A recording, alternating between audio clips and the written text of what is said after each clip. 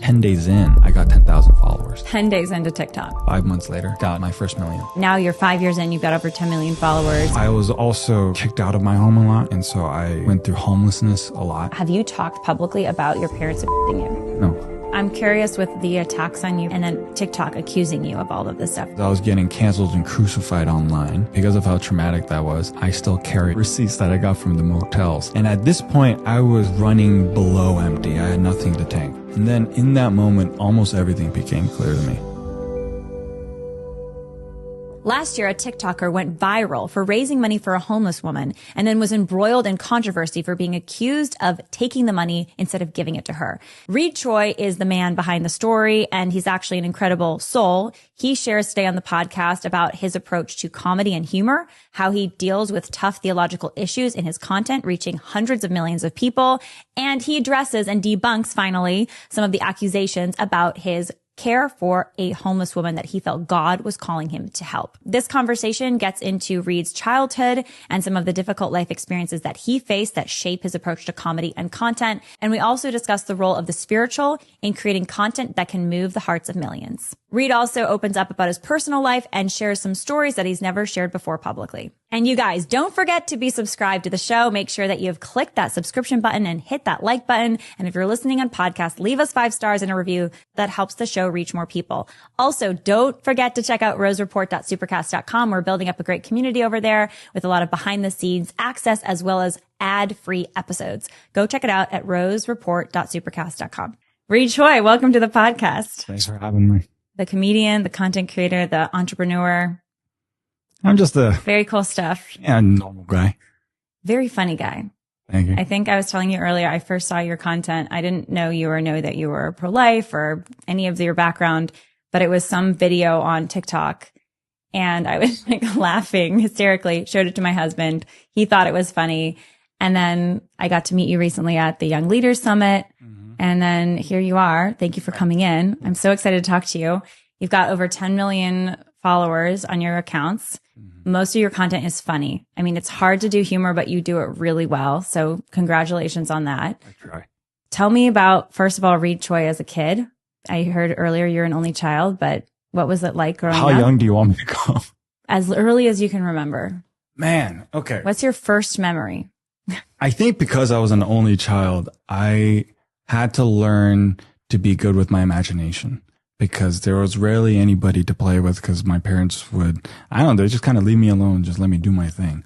And we didn't grow up very rich, so I didn't have a lot of toys or video games and stuff like that. And so a stick had to be a gun, you know, and I had to make up all these scenarios to keep myself interested. And I would draw a lot. So I think I've always been creatively inclined, and that imagination has greatly helped me today because I can make up these scenarios and then go in and out of character. When you're saying this stick, you have a stick as a gun as a kid. I'm imagining that little cloth you put on your head. To be a girl? To be a girl. Yeah. Still making do. Yeah. We gotta like do a GoFundMe for wigs that you can. No, I like it. I'm just joking. Whenever I play Trump, instead of like an orange wig, I have an orange foam roller and I just kind of put that right there. Perfect.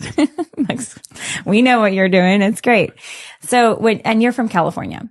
Yes, ma'am. Very cool. And your parents, where are they from here, or what's their background? Born and raised in Korea, and then came over here in 1985.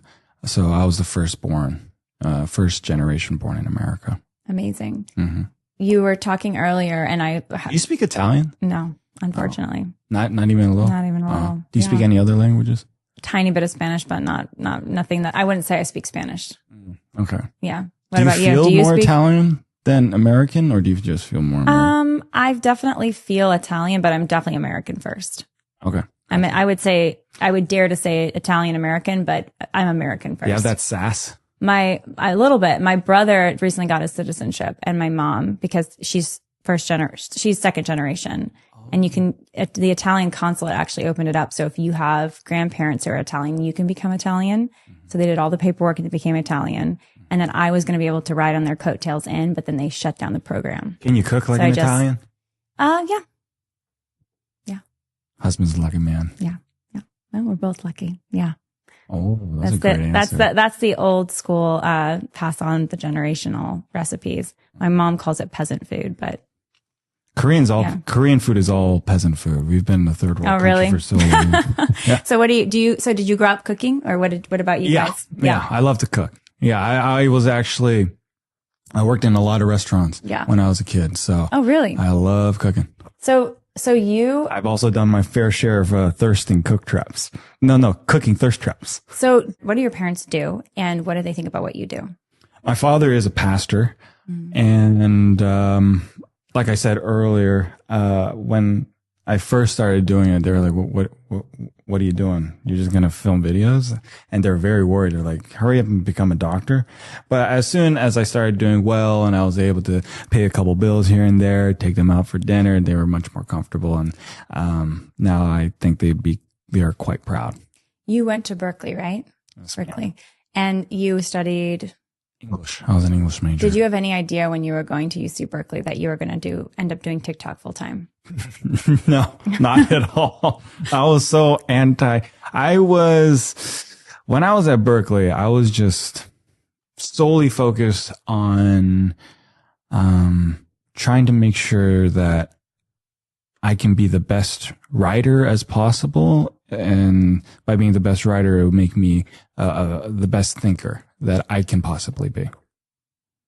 Do you think that sets you up for what you're doing now? Oh, yeah, absolutely. I think because of the amount of essays that I had to write, I learned to be able to think for myself and deconstruct ideas in a way that's, I guess, more unique, because I was able to. When I was at Berkeley, the type of writing that's promoted at Berkeley is very verbose. And I was very much against that curve. And meaning it was just like words for the sake of look how smart I am? Or what do you mean by verbose?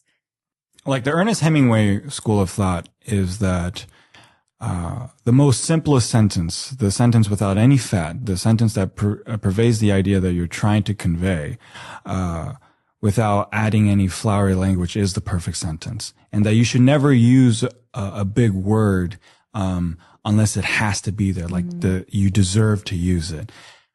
Whereas in Berkeley, a lot of it was like, let's just sound as smart as we can and hide behind big SAT words so that we don't actually have to come up with something original. Of course, that's my critique. There are brilliant minds at Berkeley. But because I was more so driven towards more simpler language and Berkeley was kind of anti that, I had to be a much better writer for it. Because if you're going to go against the way we think, your writing better be damn good. And so, in a way, I was kind of blessed that it challenged me to become a better writer. And with the professors there, I won't speak on the students, but the professors there were all very world class. And, my favorite professor, Professor Stephen Best, he was the most liberal professor there, but we disagreed vehemently. But just because we disagreed didn't mean that he didn't like me as a person or that I didn't like him as a person. He treated me with respect. And even though he didn't agree with my ideas, because I was able to back them and write down my ideas in a way that conveyed that I thought them through and that I had evidence to support those claims, I was like, I got the highest grade in this class. And so that type of,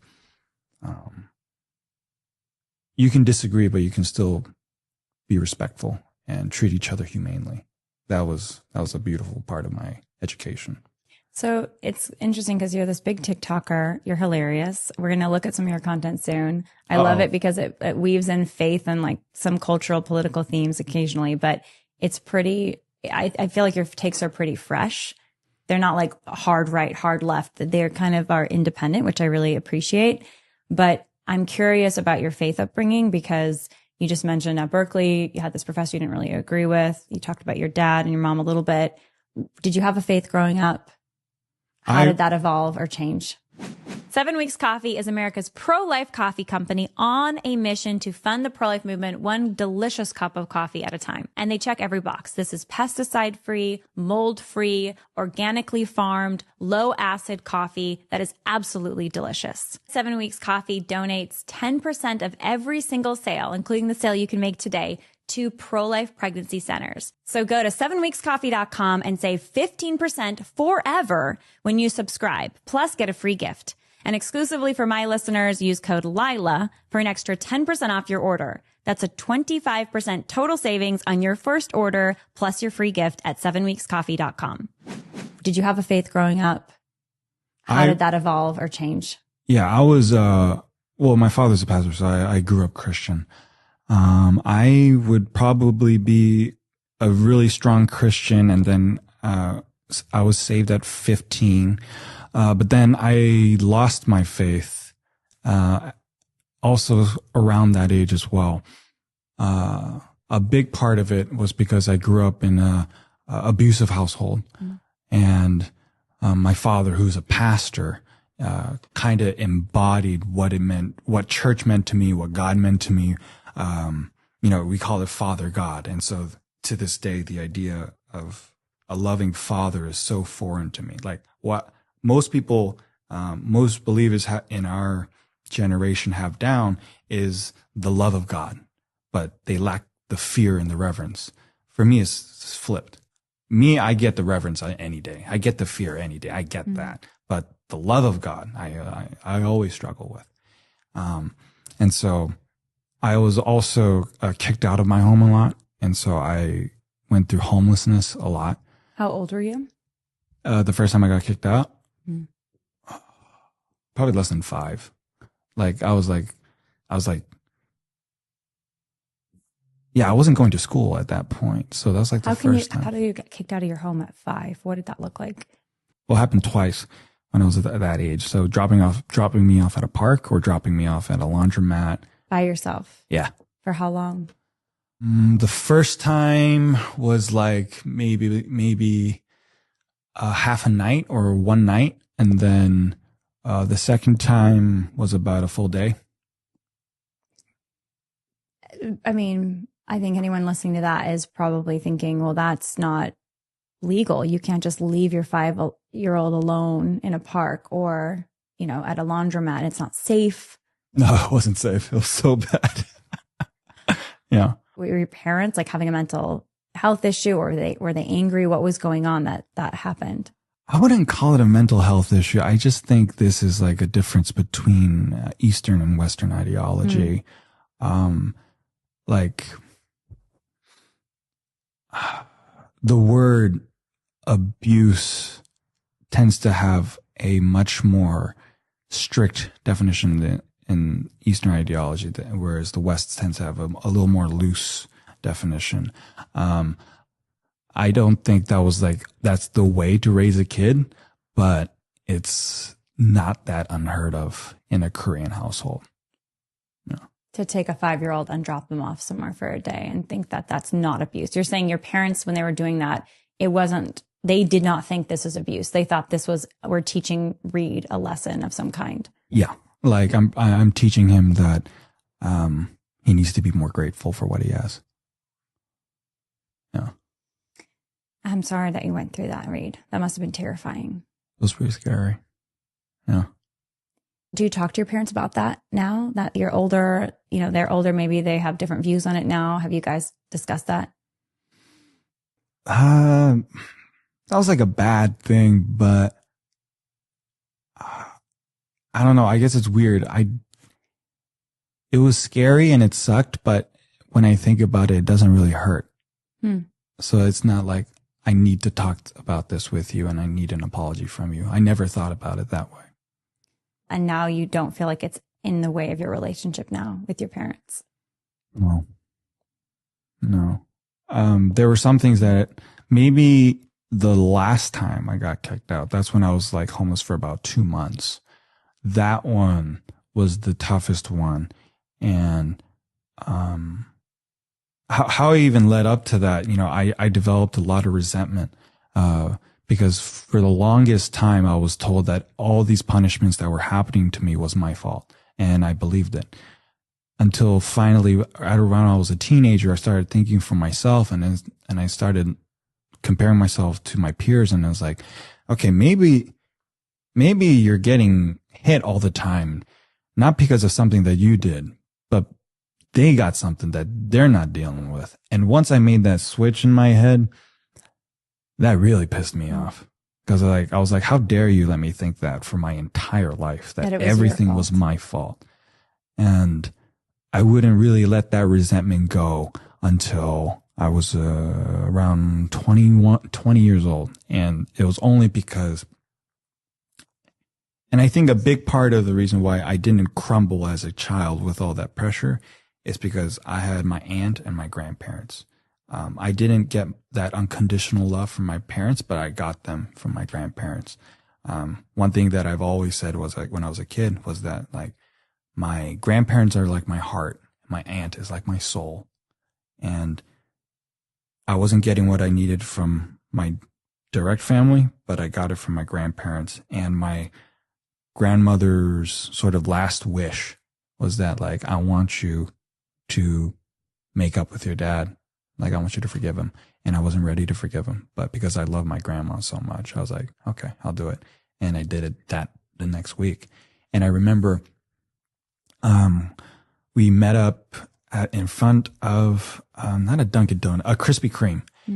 And I thought I was going to fight the guy. I thought I was going to, I had all this tension. I was like, okay, it's going to go down. But I saw him, and all I had was pity.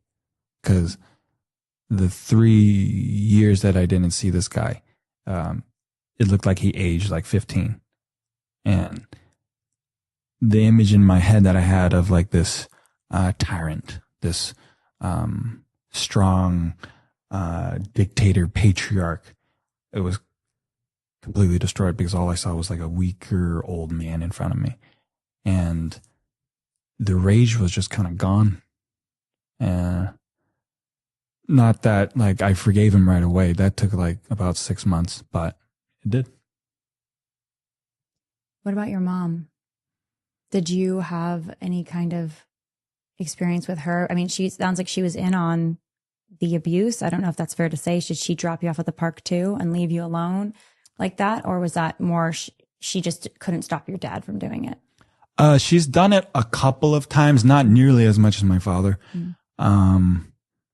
Yeah, she reminds me more of the, like, the edible mother that loves their child too much.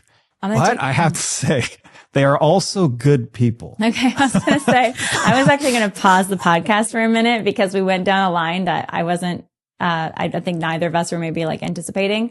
So have you talked to your parents about that? Because, like, leaving you alone as a kid, as a 5-year-old, that's a crazy thing. Obviously very dangerous for the 5-year-old and traumatic. That specific event hasn't been addressed, but me getting kicked out and, like, the abuse that I went through has been. Like, they apologized for it and all that. But not like, I'm sorry for X, Y, and Z. It was more like, I'm sorry I did that. You know, a blanket statement, if you will. Yeah. Have you talked about this before? Like, what you went through as a kid? No, but I'm sorry. I know I shouldn't be laughing. It's super traumatic. He's a comedian. But, like, the way she's looking at me, like I'm like this broken down. I didn't know it was this bad. Like, I've said it before. Like, I told my other Korean friends, and it's just like normal. Like, oh yeah, of course that's what you went through. But, like, your other Korean friends are like, this is normal behavior. Yeah, I mean, and they know it was like, oh, that's bad. But it's also like, they've heard similar stories. So, but then I tell her, and she's like, I'm crying. I mean, it's like, well, I'm just imagining you as a kid, and no child should, you know, there are things that are overtly, and you can use the word abuse, that are overtly abusive. And I don't mean to dwell on that here on the show. Like, the point of the show is not to, like, dwell on bad things that happen to us, obviously, because we want to get to, like, the very cool things you've done with your life and you're doing with your life. But, I think it's also for me, proof of God that even though I was going through all those things, I was relatively a happy child. And today I think I'm pretty normal. And also, you can ask any of my friends. I am a diehard optimist, and I love people, and I genuinely want the best for people.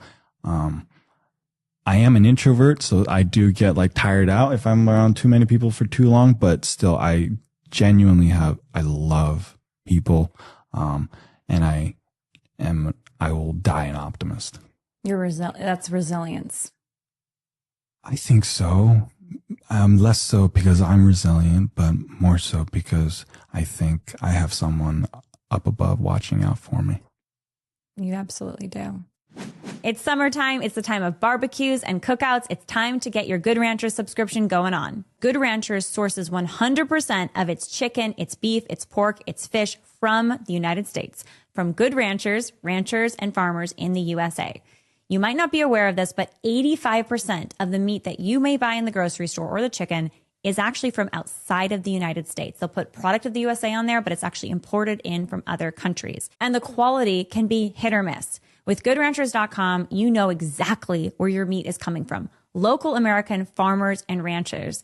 And you know that the best cuts of the meat have been made and carefully vacuum sealed in each individual package so that there's nothing wasted. So if you go to GoodRanchers.com today, pick any bundle, any subscription box, it's delivered right to your door. You get a full $40 off your order, plus a free add-on of meat for life. Your choice of Wagyu burgers, delicious, hot dogs, bacon, or chicken wings in every box for the life of your subscription. Just use the code Lila at checkout.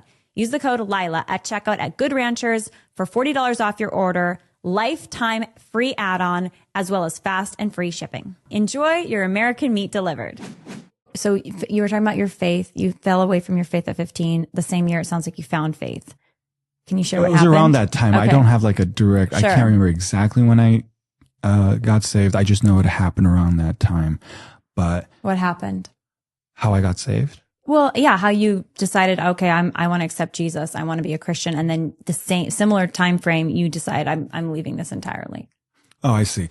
The way I got really close to God was I found a home church, that was a group of my peers. Usually when I was at my father's church, it was people that were much older, but all of a sudden I had other like high schoolers, middle schoolers that were also Christians that I could talk to, and small group leaders that are used to, counsel kids that are going through things that a normal middle school or high schooler would be going through. And that community really helped flourish my faith. And then at around 15 years old, that's when I made that realization that all this abuse that was happening to me, it's not your fault. And that really pissed me off. And a lot of things started to make sense. Like I would be like, because I would just try to be so perfect all the time because it did not make sense to me why my father or my mother would flip. But I would look for things that weren't there because obviously it's your fault because they're telling you that it's your fault. But all of a sudden, when I'm able to say, hey, maybe the reason why you can't find a reason why they shouldn't have gotten that mad is because it was never there to begin with. And then that really, that pissed me off. And then, of course, you go to, if God is a loving God, and I'm an innocent child, how do you do that? And he's a pastor? And how do you add that level of complexity for me to find it so impossible to find you and then expect me to praise you for it? And so I started asking myself these questions, and I couldn't find answers. And because I couldn't find answers, I assumed there weren't any. And I assume it's because there is no God. And then that was around like about a 2 to 3 year process. Mm-hmm. And then I went from like Christian agnostic to atheist to back to Christian again. What was there someone at that time you were talking to? Like, did you talk about this with your dad? and say, Dad, you've abused me. I'm mad. You say you represent God. If this is who God is, I don't want anything to do with it. Did you have a conversation like that, like a showdown? So I got kicked out for the last time when I was 17. And up until that point, one of the key themes in my life, it's kind of dark, was that I thought that I was going to have one day where I would be able to unleash all of the hate or the anger or the resentment that was building up one day on my father and just let it all out. And, I knew how I wanted it to happen. Because I just knew it was a waiting game. He's going to flip and then he's going to hit me. And so I was like, I'll let him have the first hit and I'm going to take the rest. And I remember it was in summer vacation before senior year. And this kind of gives insight as to, what the anger problems look like. I was, in my room, and it was a Saturday morning, and all of a sudden I hear, in Korean, come here. And I was like, oh, okay. Is today the day? And so I go to the restroom that he was standing in. And the reason why he got mad is because my toothbrush was, instead of being upright, it was like that. It was laying on the table. And the water on the toothbrush was on the table. And that really ticked him off. And he grabbed me by my collar.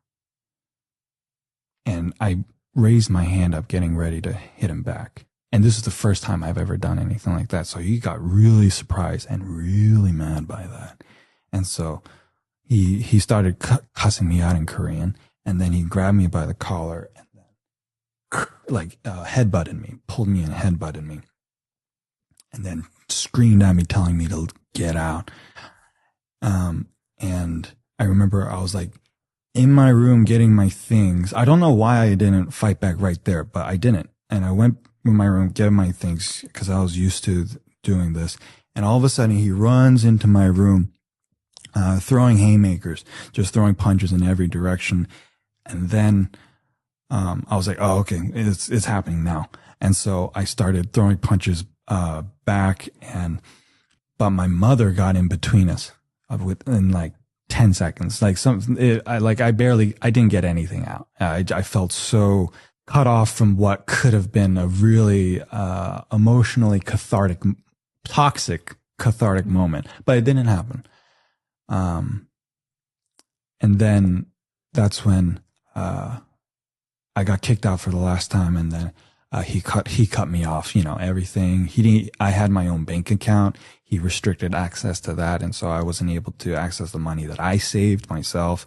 Obviously no phone. He cut off the phone, and I was, sleeping at a park, for about, 1 month.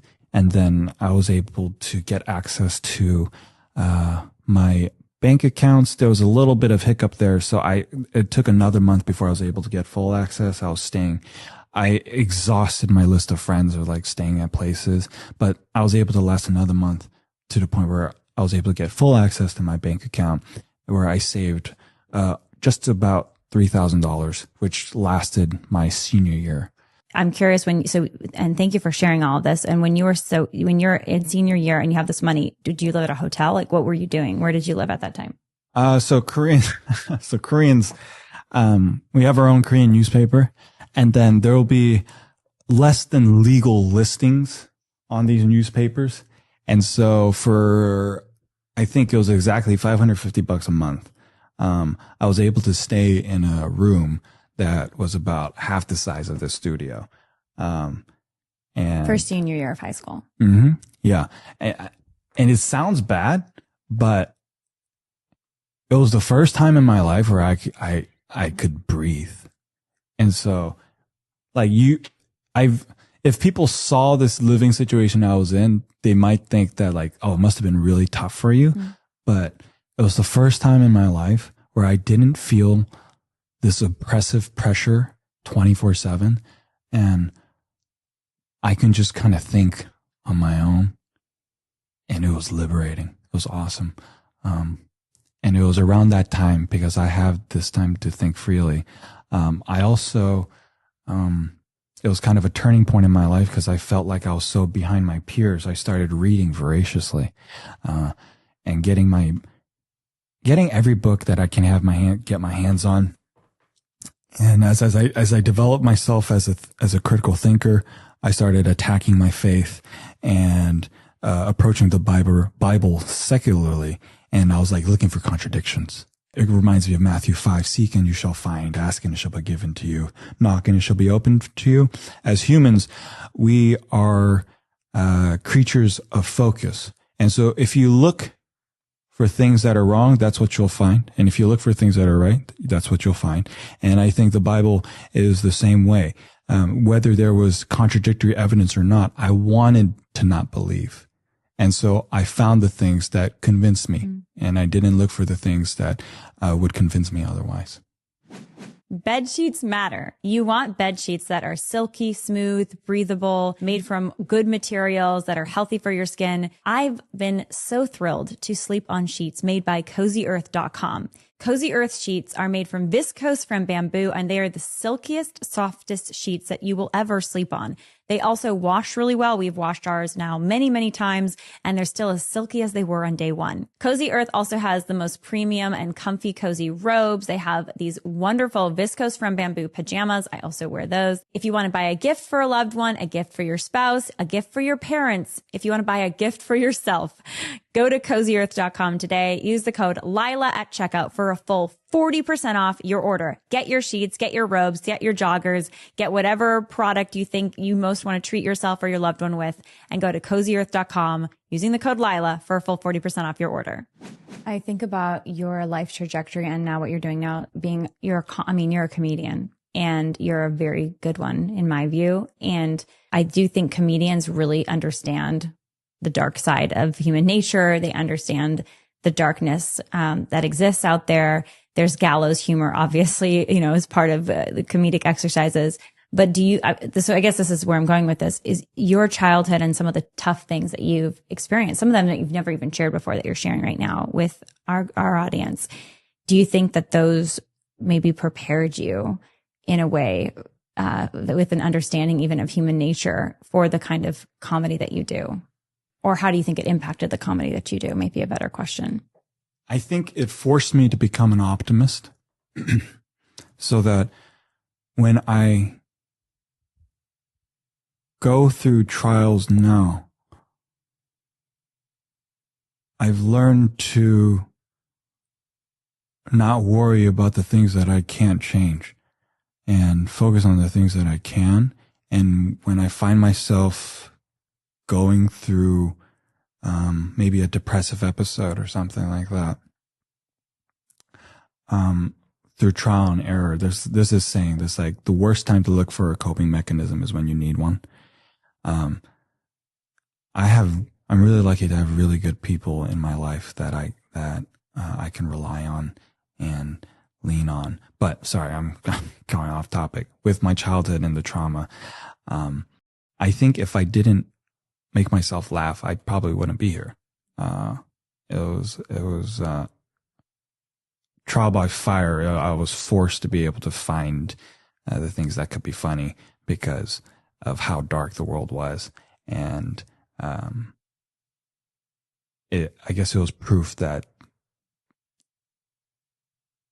if everything is dark around you, maybe you yourself just has to be the light that you need,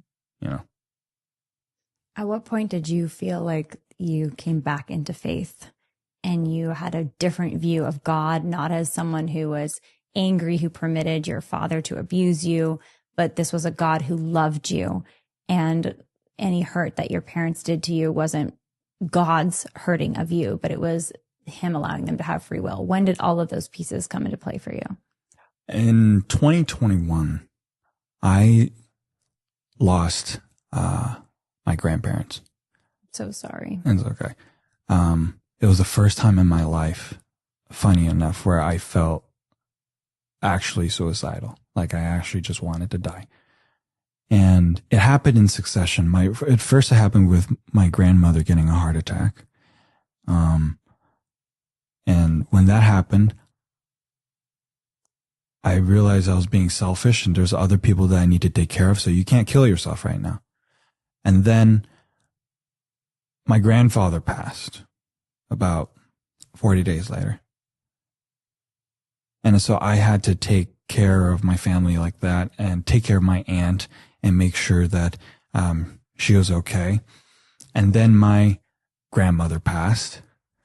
And at this point, I was running below empty. I had nothing to tank. I was just like lamenting every day. And then, funny enough, about a month later, I was sitting at this restaurant with my buddy, just getting dinner. And he was just trying to be there for me because he knew I was going through a really tough time. And I hear about 50 feet away, a crash. And I look over and there's a homeless lady with a cart that's sitting on the ground that she's clearly fallen. And I look and I'm like, okay, someone's going to help her, right? A couple seconds go by, nothing. No one does. And so I was like, all right, I'll go help her. I get up, I help her out. I'm like, all right, you have a nice day, lady. And then there's a voice in my head that tells me you can do more. And I'm like, God, I'm running on empty here, but okay. I go to the restaurant, buy her some food, bring it out. Here you go, lady. Have a good day. As soon as I walk away, you can do more. I'm like, oh my gosh, what more do I don't even, okay. I drive to the closest Ross, buy a couple of outfits. And I was like, okay, now I went the extra mile. And God was like, you can do more. And he gave, so basically I made a video and I was able to raise around $20,000 for this woman. Her name was Marcia White. And for 6 months, every day, 3 times a day, I would go visit her, call her twice. Any DMV visit, any social worker visit, anything, I drove her. My life revolved around this woman for 6 months. And I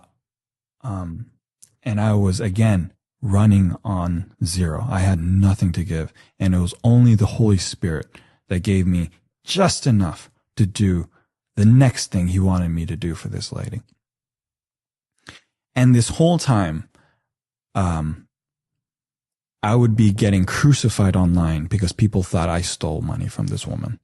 And so not only was I doing what I thought was the right thing, people were running my name through the mud, telling me that I was abusing this woman financially, sexually, emotionally, physically, everything. And also the woman that I was helping, Marcia White, was also a alcoholic schizophrenic. And so, it seems like I was getting attacked on all sides. And I remember just praying to God. I was like, this is too much. I can't, why are you letting me go through all of this pain all at once? One of them I could take, but you take away my heart. My grandparents are my heart. And then you take away my career because I was getting canceled and crucified online. And I have no respite at home because my whole life revolves around this lady. I have absolutely nothing. What more do you want from me? And then I remember God illustrating or clearly telling me, how much more do I have to take away from you before you realize I was the only thing that you had to begin with? And then in that moment, almost everything became clear to me. That through this suffering, I was able to empathize with our Savior in a way that most people never will. I was doing the right thing and I was being crucified for it. And helping someone that to this day, I can't say truly knew what was going on. And so can never be truly grateful for it. And so the same way that Christ gave his life, never sinned and was helping people that I think we can both agree that a lot of them are ungrateful for what he's done. And yet he does it, not because it's easy, but because it's the right thing. And you do it because it's the right thing, period. It doesn't matter if you get recognition, and it doesn't matter if you get pilloried for it. You just do it. Blessed are those who suffer for my name's sake, that are lied about, and for theirs is the kingdom of heaven. I lived that, and from that moment on, because of the pain that I went through and that recognition, he also taught me to love myself, because I was running on empty and I felt so helpless. How familiar are you with like angelic encounters? I mean, I'm a little bit. Okay. I've definitely talked about them on the show. All right. So this Did one, you feel like you had an angelic encounter? it's kind of crazy. All right. So after this whole ordeal, it took 6 months, to I have get so her. many questions, by the way, but I want to hear about the angelic encounter. Okay. This will be the Tell last me. one. No, it's beautiful. Tell me. So, it took 6 months for me to get her out of a motel into something called transitional housing, and then get her into a permanent home. So altogether, that was about a 9-month ordeal. After all of that, I finally was able to get her apartment. That was the first time in about 9 months where I didn't have to see her every day. And I felt like, okay, I can take some time for myself. And I remember I was at a LA Fitness in a jacuzzi, just relaxing or trying to relax. And then this black man comes to me in the jacuzzi, and he says, you know, I didn't ask him anything. I didn't try to talk to him. He just comes up to me. He says, you know, I have a voice of an angel. I was like, okay. And he's like, you know what I think you should do? I'm like, what? He says, every day in the morning when you wake up, I want you to go to a mirror, and I want you to look at yourself, and I want you to say, I love you, and I'm going to work on loving you better. And I was like, okay. Didn't really think much of it, but I actually started doing that, and it actually helped immensely. And it was sort of like the catalyst that I needed to learn to love myself. And then a couple of years later, not completely forgetting about that, just wondering, because I'm a nerd. I was like, I wonder if there are a theme between angelic encounters. And so I was like, all right, angelic encounters. And then the first thing that came up was Gabriel. And it turns out that the most common description for Gabriel is a beautiful black man. And I don't know if that was an angel, but for me, I'm just interpreting it that way. That was like God just being like, here you go. And that's the beautiful thing about all of these things, is that God can use anything. Yeah.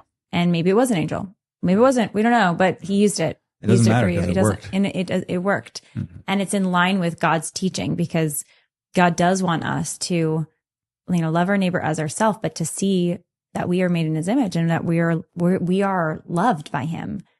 And we can't love other people if we don't treat ourselves with the love that God gives us. I mean, if we don't treat ourselves with love, how are we going to be a vessel of love for other people? Yeah. I know you want to ask that question, but one of the other proofs of God for me is that naturally, when people are filled with love, overflowing with love, the first thing that they want to do is not hoard that love. The first thing that they want to do is share it. They're like, yo, I'm so happy right now. I want you to be happy too. People just naturally become more extroverted and want to share the joy. And to me, I think that's like proof of God. It's beautiful. Mm-hmm.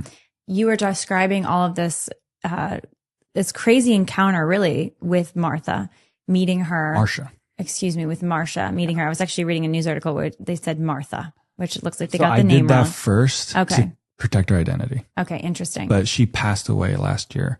And so now I feel comfortable saying her name. She was an older woman. What was her story? So she, okay. I want to be respectful to some of the family members, but basically she actually grew up in the South Bay.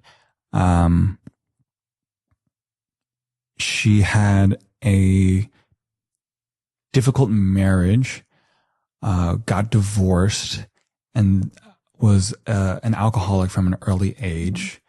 And at some point that addiction took over and she lost all of her money.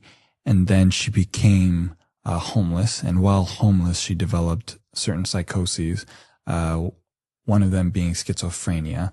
I'm curious with the attacks on you because basically the valiant effort to help somebody, right? And then TikTok accusing you of all of this stuff. There's all kinds of people accusing other people of things on the internet. That happens every day. If you're a public figure, no matter what you're doing, you're going to get somebody hating on you for something. They're going to come up with something. I know from personal experience, and I've seen it happen to virtually everyone. So I'm not surprised that that happened to you. I am surprised how it seems like TikTok made it, like a group of TikTok sleuths made it their personal project to go after you. And do you think that's because in part it was such a unique thing that you were doing? Like very few people are like personally taking it on as their problem to help somebody like a Martha. Yeah. And no matter how much counter evidence that I gave. So, I raised through GoFundMe, and then I let GoFundMe hire a third party, investigation team to prove everything. I gave them all the receipts, all of it. And then once, they sent back a report that I could then, publicly state, it wasn't enough. And no matter how much evidence I gave, actually at some point, once I gave enough evidence, they just kind of stopped. They never apologized. The damage was done. And to this day, people think I, did that. Meaning that you did a GoFundMe for this woman and then you just took the money and bought sushi I just or took the something. $20,000 and, I don't know, not help her, but I don't know how much more proof I can give. Like the apartment, the food, the stocked fridge, the social workers. I don't know. Yeah. And to this day, because of how traumatic that was, in my wallet, I still carry around receipts that I got from the motels just in case someone comes up to me, and I always have at least some proof that I did what I said I did. So what is your right now? Well, we didn't get to the part yet where you started your TikTok account. I mean, you're at Berkeley, you're having this journey, and the stuff with Martha happened after you had started your content creation a few years in. But now you're 5 years in, you've got over 10 million followers. You were at Berkeley, you were an English major, you had all this, this dynamic with your parents and figuring out God's love for you. At what point did you decide I'm going to start a TikTok account? 2020, it was quarantine, and the way my mind works, I just need something to do. And I was so bored. And before that, I would use Vine compilation videos as sleep aids. So right before I go to sleep, I would just watch Vine videos because they're mindless and it just distracts me. And so I found myself not being able to go outside, and so I need something to do. And I was like, TikTok's like Vine, and I've seen every Vine video. I can make a TikTok. And so I just downloaded the app. Not because I was like, oh, I'm going to make this a career. I'm going to become a content creator, but it's like, I just need something to do. But 10 days in, I got 10,000 followers, and I was like, 10 days into TikTok, you just done it to 10 days and you already made 10K. How did that happen? I tried I posted like crazy, and I tried any and everything because all I had was time. And I remember I was going on a run, and I was just picturing myself like in the middle of a stadium with 10,000 eyeballs just staring at me. I was like, I think you're onto something here, and I think you should go all in. And so I did. And then 5 months later, got my first million. Wow. And now it's over 10, and you've been doing this whole time a lot of comedy videos. That's I would say probably the primary content. Comedy. So, okay. I first started out, funny enough, with, educational Korean and Japanese videos. And then seriously, I didn't realize that was the start. And then how to speak Korean and Japanese. Yeah. But do you in speak like both Korean and Japanese? Yeah. Okay, very But like cool. in unique ways, like how do you speak like a Japanese gangster? "何言ってんのお前ら?" Or also like a Korean, dialects, different Korean dialects. And for some reason that did really well. Also did, a lot of POV videos. I love storytelling. And then obviously the comedy videos and then the music.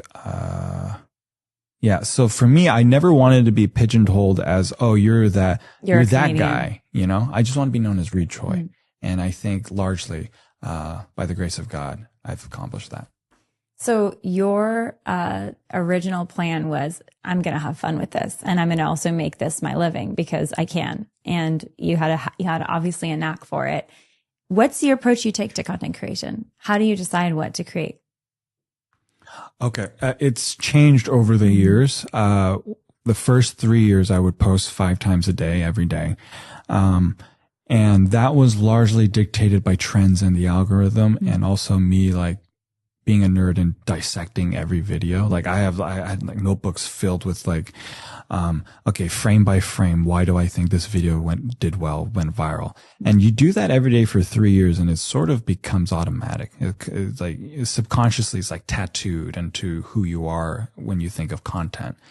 And once I felt like posting 5 videos a day wasn't serving me and that I would be, my time would be better spent trying to make one really good video every day. I also felt creatively much more, fulfilled.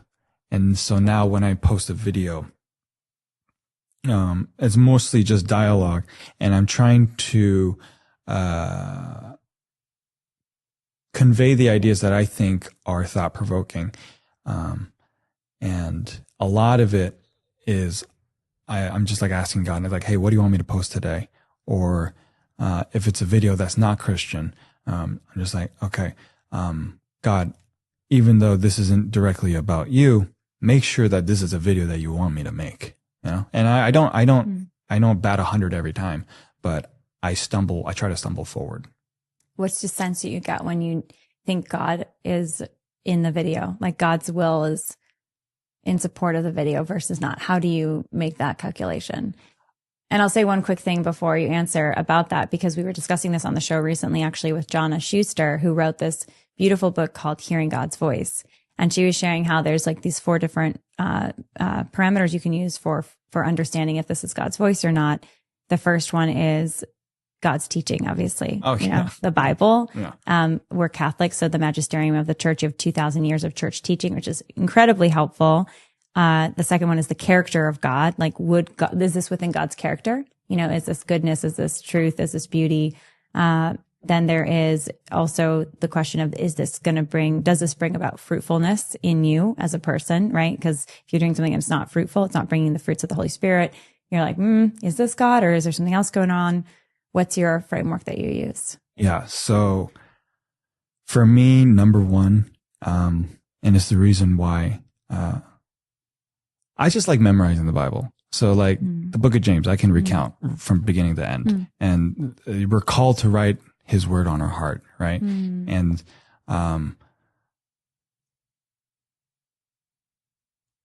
when I make a video, I know that was directly God's will is, one, because in the video, I try to quote scripture as much as I can that's seamless so that you don't know that I'm saying it. So I know that biblically, at least it's sound, and then the fruit. The fruit has to be divided. It can't be purely positive, because if it's purely positive, then I know that it wasn't substantive enough. There has to be, what do you want to call it? Like theological disagreement, but there has to be a conversation of God taking place. That Meaning type the of impact, like on your followers, of how people take the content. If it's all just like, nice job, Reed, but you're looking for people to really engage. Yeah. And then, how it spreads. How God blesses that video, how well it does. That's a big feedback for me. Let's take a look at some of the videos, actually. We're going to watch. Snap. Yeah, we're going to watch. Okay, we'll watch a funny one. We'll watch one of my favorites. Oh, no. Okay. Are you ready? Yeah. Who's this guy? Oh, boy. Oh, hi. Do you have this stuff? Gotta make sure you're cool first. God is good. Oh, all the time. All right. What do you want? What do you got? I got crosses. Do you have some word? Word? Yeah. What are you looking for? I got verses, chapters, books. Do you have the whole Bible? I do. Okay, I'll take one. What version? You want standard NIV, King James? I got it in English, Korean, Japanese, Seisho, Kasha, Sangyo, Masa. What do you want, dude? I'll take one King James. King James? Okay. Right here, fresh off the printer. How much do I owe you? Right.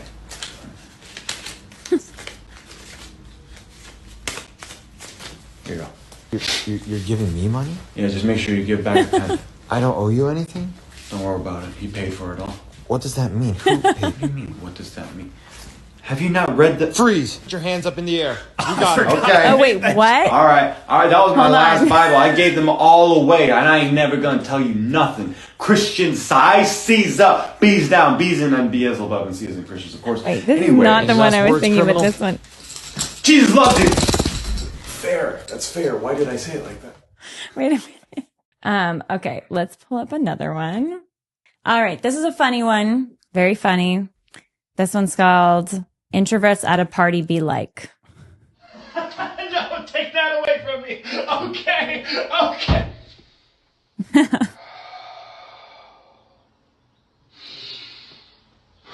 Don't cry.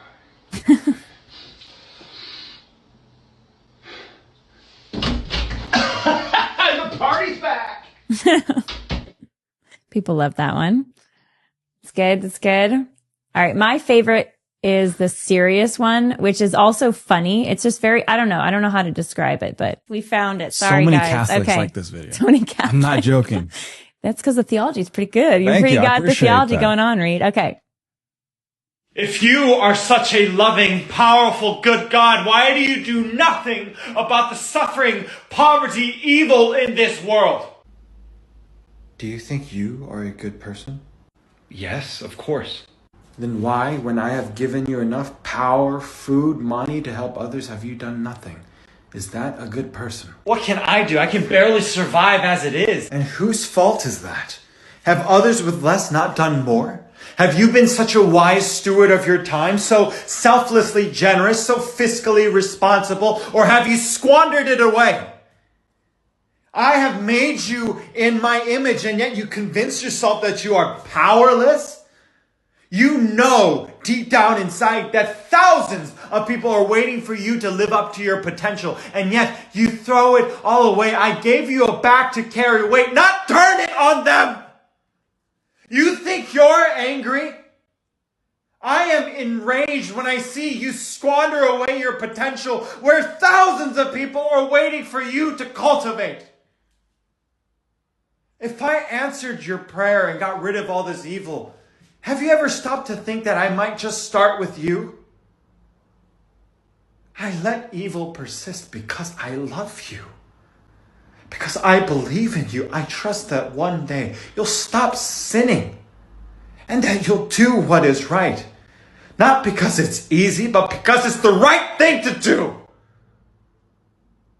Carry your cross. What inspired that? I was making Christian videos, and a lot of the comments that did not like the video was like, you know, if God is so good, then why do kids get cancer? You know, if God is so good, why does X, Y, and Z happen? Why is there so much evil if he's such a good and loving God? And I remember I was really sitting with myself in that question. And for some reason, I felt God's anger. Well, I think I felt God's anger. And especially with the Protestant church, one thing, if I can make a critique about the Protestant church, is that we lost our reverence towards God. And it's great, you know, he's a loving God. It's good that we have such a profound focus on his love, but there is such a thing as holy anger. And I think I was trying to show that in that video, that you think you see the pain that other people are going through, and you're the only one that's pissed off. God feels it way more than you do. And there are people that he is trusting to step up to help with that pain, and they aren't doing so. And because he loves you and wants you to have that free will, he's holding himself back, holding that anger back because he trusts you and believes in your potential to do what is right. And I get teary eyed just thinking about it right now. And I think that's maybe God used me, and I probably failed in portraying it, but that was my best attempt in doing so. I can definitely see from what I know of you, the little I know of you so far, but the personality of yourself coming through. But that's what we do, right? In trying to share what we believe God is teaching us, is it's through our lens. Yeah. But I think that principle is so beautifully done, that God has created us for so much, and to love, to bring so much love into the world. But it makes me think about the parable of the talents. Mm-hmm. Yeah, exactly. Yeah. And the one who was afraid of God. You're a hard master, and I'm going to bury the talent. And so I'm not going to do all the good things because you're bad. And God's saying, no, because I'm good, I gave you this talent so that you can then do good abundantly, 10x, 100x. Yeah. But if you bury the talent and you say I'm bad and walk away, you're part of, you are part of the problem. You are the very thing that you're accusing me of. And you can't let that fear freeze you. Mm-hmm. The reverence that you have for God should only be, a reaction so that it makes you want to do more for his kingdom. Amen. And to trust him more, because he is our Father who loves us. Mm-hmm. Do you think that the current Christian content community that's growing, because there's so many digital creators now, increasingly this is how people get their news, their entertainment, their connection, even like brands. This is how brands sell their product. It's not typically the way they used to in the past. Now it's like through creators. It's all around creators now. Have you found, you're in LA, have you found there is enough of a community for faith-based, and I don't like even that word, let's say Christian, for Christian content creators? To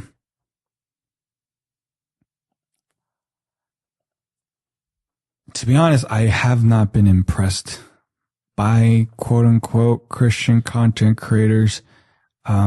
And it's one of the reasons why I never really label myself as a Christian content creator. I'm just more of a content creator that is Christian, and that, because I never try to portray myself as, here, read the Bible with me every day. Watch me be like this. Go to church. Go to church. And like, right. I don't, for me, like I've often told people that I'm a hypocrite, and that I am a case study of God's grace, not because I'm a perfect person, but because he used such a sinful, imperfect person. And, like one of the critiques of Martin Luther King Jr. is that he cheated on his wife a lot. And then God used him. And I'm like, that's what the gospel is. If he used the perfect person, that person wouldn't need God in the first place. The gospel is that he doesn't call the qualified, he qualifies the called. And it's through the edification of having a relationship with Christ himself that we're allowed to do things and his wonders through us.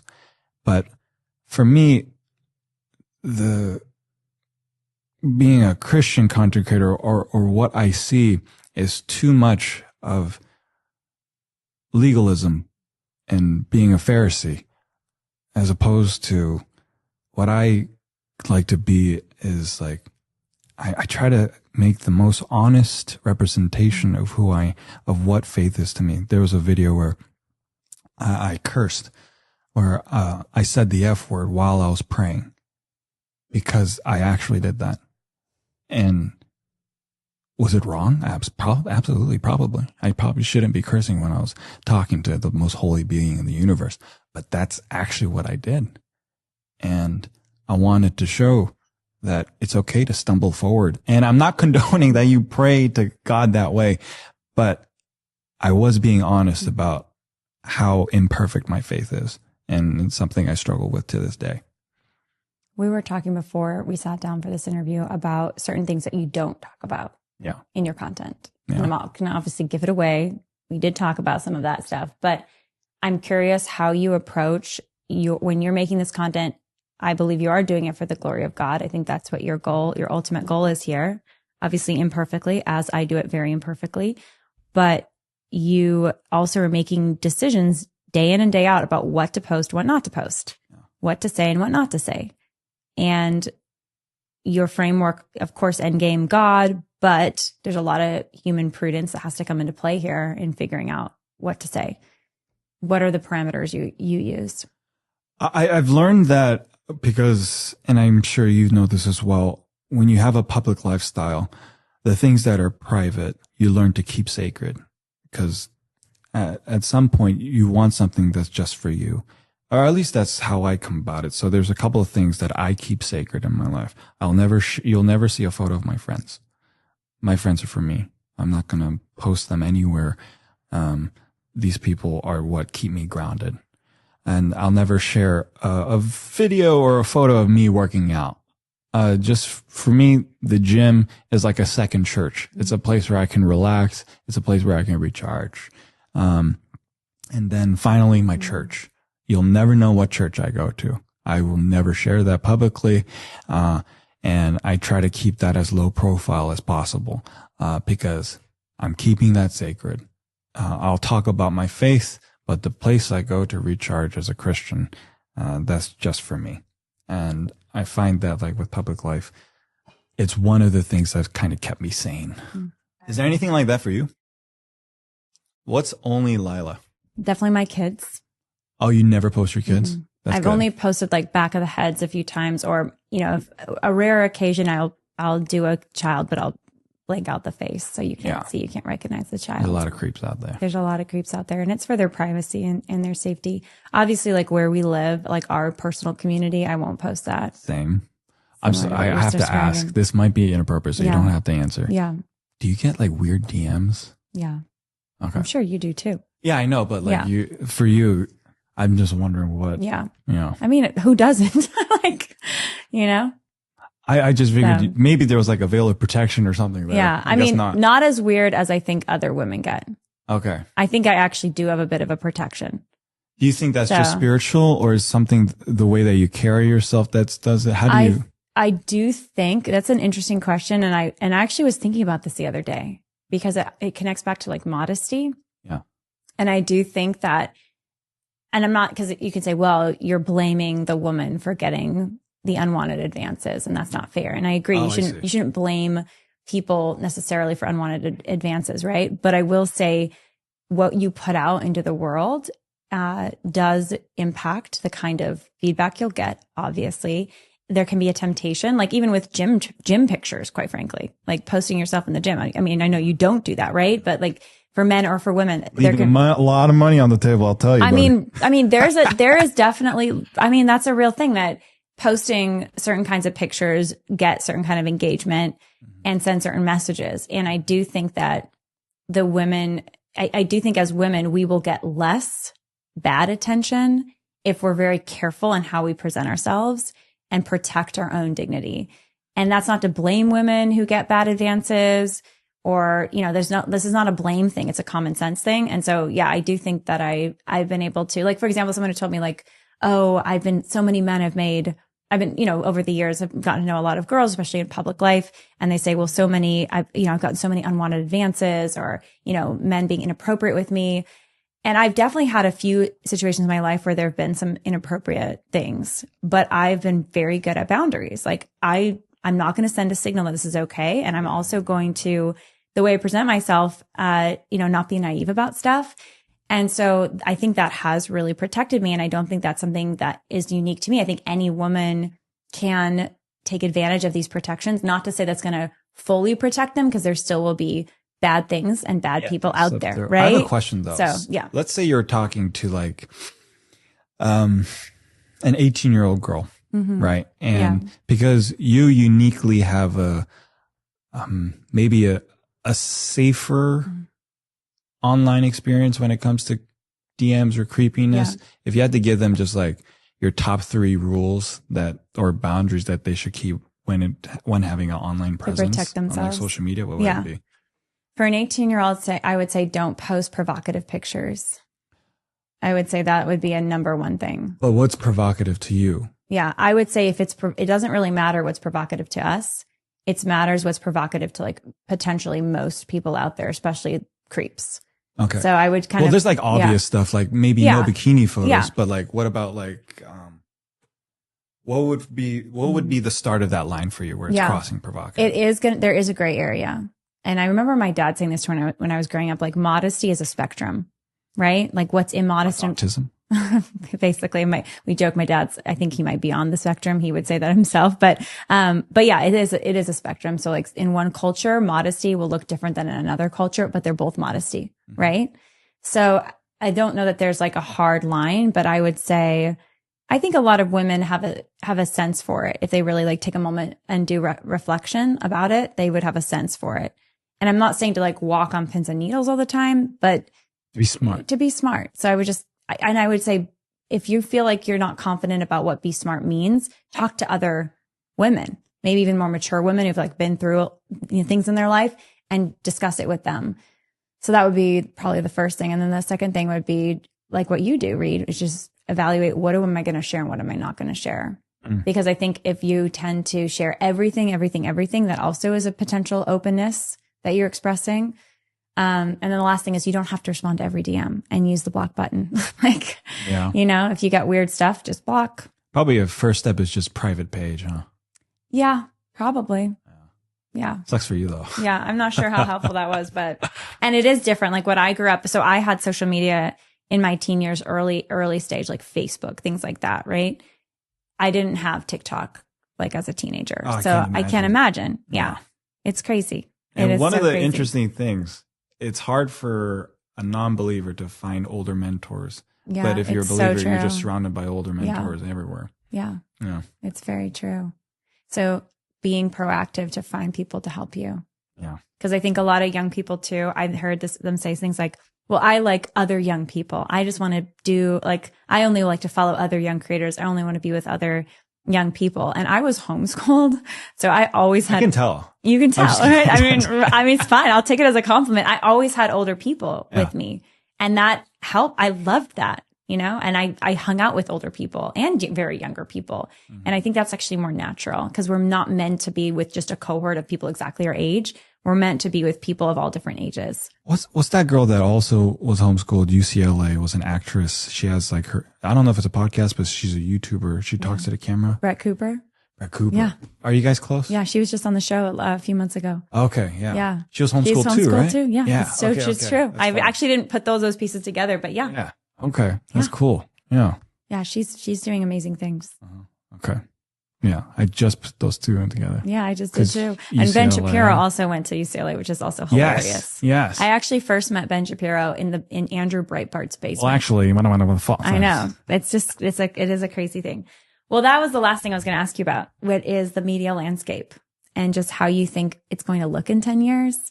And what do you think that means for all of the mission you're on and just for content creation in general? There's no doubt to me that social media will just become a stronger presence in people's lives, but it'll look different than what we recognize social media to be. Often, I think there's going to be microcosms of, instead of one influencer like us having millions of followers, it's going to be like 1,000 influencers with 10,000 followers, and more and more having a following is going to become more and more important, because the old media or traditional media of things, where a couple of companies have a monopoly on the eyeballs are now going to be divided amongst like 100,000 people. And as long as you have a bigger piece of the pie, you're going to have a unique advantage against everybody else. So like for me, the way I got into acting, I was able to skip a lot of lines because I had millions of followers to begin with. Which role was that? Let me see. So the first movie I ever did was called Finding You. It's actually coming out this year. And then I just got offered for another role. Actually gonna get that offer this week. But I don't think I'm allowed to speak on that project. I haven't seen Finding You yet. So I didn't Hasn't even, come out. I didn't Yeah, even yeah. know. Have you announced that you're going to? No, not at all. Okay. I was going to No, say. you're first. Oh, first. But I I was gonna also say- does stuff like with Darman as well. Okay. Yeah. Well, when you slipped that in just now, like, and that's like my acting, I was like, oh, what tell me more. Yeah. Cause you're That's obviously all acting on God. TikTok, but Mhm. this is a little different. Yeah. And I think God prepped me for that because I wasn't thinking like this is going to be a pivot into acting. I was just playing the stories that I wanted to tell. Weird enough, I never thought about it until like producers, directors started reaching out to me. I was like, oh, I can use this for that. That's so cool. Yeah. But anyways, everybody's going to be more entrenched into social media, and it's going to become even harder to fight the enemy online because the algorithm and the way that pop culture will be more and more entrenched, and parasocial relationships will be valued more than actual relationships. It's going to be hard to reach people in a meaningful way. It's more like instead of having a one-on-one conversation on a regular basis, you're probably going to interact with 10,000 people like for a second. And it's going to be hard. So many people are going to be watching the creators with the 10,000 people. Like we're all going to have our 100 creators that we watch instead of our 100 friends or our 10 friends. Yeah, exactly. And that's already a problem with people today. They don't have enough friends, real friends. They're like online. But you're saying that's going to be exacerbated. Yeah. And with like the younger generation today, they're Gen Alpha. They want to make a good impact. Their hearts are in the right place, but their operating system, the manual that they're going on isn't well thought out. And so, like the road to hell is paved with good intentions. You've heard that, right?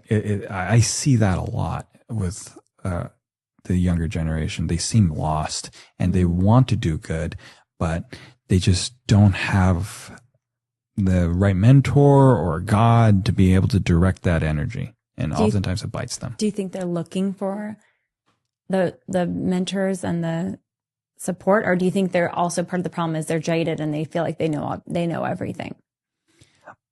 More so, the younger generation has lost the ability to ask effective questions. And so because, the quality of your life comes from the quality of the questions that you ask. If someone that was, morbidly obese, if they just ask themselves, why I'm overweight, as opposed to what are the habits and routines that have allowed me to become this way, two separate questions, two totally different, directions. And that has been lost because they're so used to everything being curated for them instantly. And so being able to sit in one spot and just sort of, I guess, meditate on a single idea, that must Contemplate. have lost. Yeah. Contemplate is lost. I was talking to someone recently and they were saying that it's like there's a zombieification that's happened in Gen Alpha's head. Like it's just like the system is just not fully human because they've been so junkified on Cocomelon and then TikTok and everything else that they've lost the ability in some ways Brain to rot. relate. Brain rot. Oh, Yeah. for sure. Yeah. It's sad. Well, it's funny because I have some brain rot and I'm a millennial. Oh, me too. You Don't have get brain me rot. wrong. You're Gen Z, but they grew up with this. They've never known a world without it. And many of them spent their childhoods online. A lot of them, they literally can't write, like handwriting. That's a lost art. Forget cursive. And they rely so much on ChatGPT. And so they can write essays right now, but a couple generations down the line, I'm really worried if they'd be able to write an essay just by themselves. That's so crazy to contemplate. It's sad. Yeah. What does that mean? What are we going to do about that, Reed? I think we should worry less about what we can do with our platforms to fix it, and more so, and I think you're doing it right, what can you do with your kids? And make sure that a lot of parents worry that their kids aren't being exposed to the right things at school. But if you raise them right to the point where they have their own moral compass that they're not willing to budge on, it doesn't matter where they go because they're confident in who they are and what they believe in. And so by raising your children right, that impact, I think, will be a lot more direct than what we can do with our platforms. I love that. It is the most important job. Do you want to have a family one day? Oh, yeah. I love kids. You should see me around kids. I light up. Yeah. What are you seeing anybody right now? No. No. I'm single. I'm single. Yeah. What are you looking for in that future spouse? Like when I want to meet them? Yeah, and what are you looking for in them? What do you want them? Oh, what do I want from them? They have to be Christian. They have to be health conscious, but not too crazy with dieting, because like I don't want them to be like vegan or vegetarian. Like I want to eat everything. Christian, health conscious, beautiful. I want to be a mother. Oh yeah. Want to be a mother. Yeah. That's the biggest one. Like, I'll provide the house, you turn it into a home type of thing, you know? And this is kind of weird for me, but like, I really trust a woman's intuition. If they're completely in their feminine, there's like a sixth sense where they can like almost predict stuff. Like the example that I always give, my aunt called me the morning before I went to a trip to Europe, and she was like, I don't think you should go. And because of how much I trust her intuition, I was like, okay, I canceled everything, no refund. And I was like, nope. Like I believe in a woman's intuition that much. Once it's in tune. Yeah. What happened with the trip? Nothing. Did the plane I didn't crash? go. I didn't go. You don't know. I don't know. If you got shot, you wouldn't have known. You would have died probably anyway. would've. So Yeah. you're here to tell the tale. Sounds like a special lady. Yeah. Reed, you're awesome. You're awesome. Thanks for doing what you do. Miss and Rose. for sharing your talents. Yeah. It's Can we talk really about him, beautiful. or is he just like Harris? Yeah. Sometimes Harris makes it on the show. Harris killed it? Harris always kills it. Thanks so much for listening to this episode of The Lila Rose Show with Reed Choi. I love content creators and I hope to have more of them on the show. Let me know what you thought about this episode in the comments, and don't forget to subscribe if you aren't already subscribed. We'll see you guys next time. And a huge thank you to EWTN, Eternal Word Television Network, which is the largest religious broadcaster in the world. You can get access to Lila Rose Show episodes 24 hours in advance at EWTN.com/on-demand. And a big thank you to EWTN and their incredible mission to bring souls to Jesus.